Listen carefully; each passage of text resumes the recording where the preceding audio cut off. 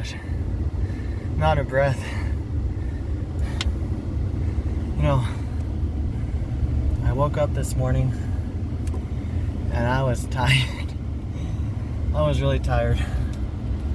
And I was thinking, I was like, I kind of go to the gym. And I was like, man, should I go? Should I not? My buddy Ricky told me that he wasn't going today. And I was laying there thinking about it. And I got a text from him. And he said, you want to go? I was like, yeah. He was like, why did you change your mind? He said, I don't know. And he said, my body is just asking me to go. But you know what I think? I think that it was God that moved him to go for me. That's how I feel. I know Desiree always said, it's not always about you, Elisha. But you know what? God makes me feel like it's all about me. You know what I mean? That he loves me so much. And you know, he doesn't go. Ricky, since I've known him, has never once gone on like a work shift day. Like he always goes to the gym with me on off days that we don't work. And as soon as he told me that he wanted to go these days, I immediately thought that it was God, because he knew I was going to need somebody to get me off my ass and go to the gym. And I immediately thanked him. You know, immediately. I just knew it was him. And I'm just so impressed by how much God cares. And there's nothing that, you know, I want to say is impossible to him, but like he never runs out of ways to help you, to bless you. Like you don't think you have any more options left, and then God's like, nah, I can move Ricky to come with you, dude. That's easy shit for me. You know what I mean? Do you know how many times I begged him? And I was thinking, like, at the gym, like, I'm progressing so much. And, you know, I think it was my dad's birthday. And I know it's so fucking sad that I don't know my dad's birthday, but I'm pretty sure it's June 24th, and I could be wrong. But I'm pretty sure it was in June. And we went up to the mountain for his birthday.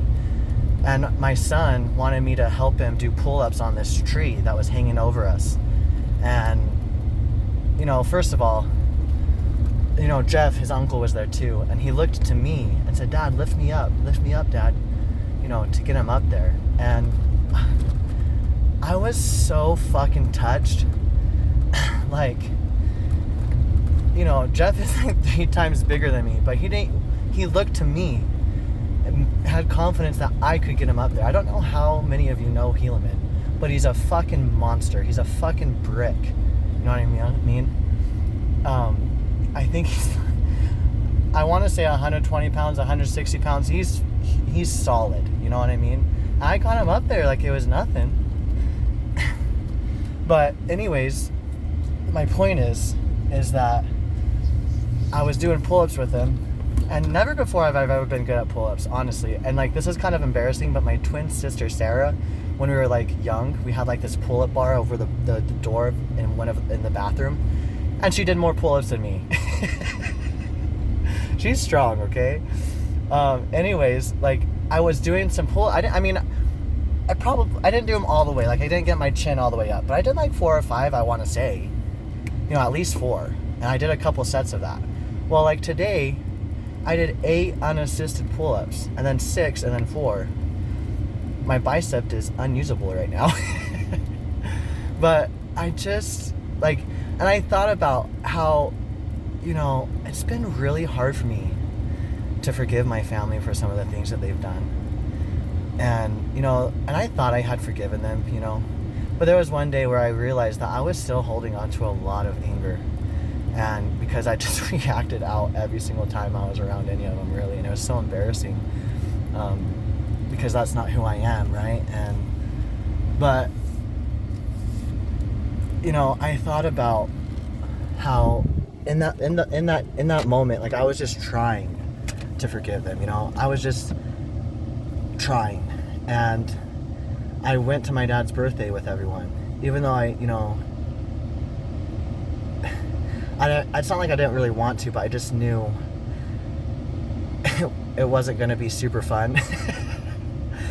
But I went, and that has blessed my life, because, you know, seeing Jeff do those pull-ups pushed me. I was like, I want to be as strong as him. I'm going to be stronger than him, you know? I mean, in the best way, I thought this, right? And look at me. Me trying to forgive my family has blessed me. I have reached my goals, you know? And I was talking to my kids in the car. I really don't know how it came up, but I think I was just talking to them how, you know, how wonderful their grandparents were, and how lucky they were that they had such a good grandpa and grandma. And I told them, I said, look guys, like, your mom and, you know, your grandma and grandpa, they've hurt me, you know, they've done things that have hurt my feelings, and I've forgiven them.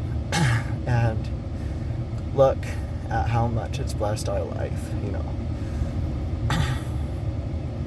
You know, my dad loaned me $200 because we were a little bit short on money, and my mom was taking the kids and Desiree could rest this weekend.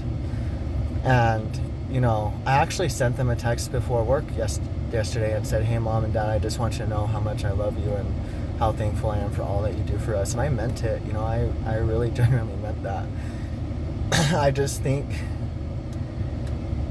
and you know, and it was seriously a process.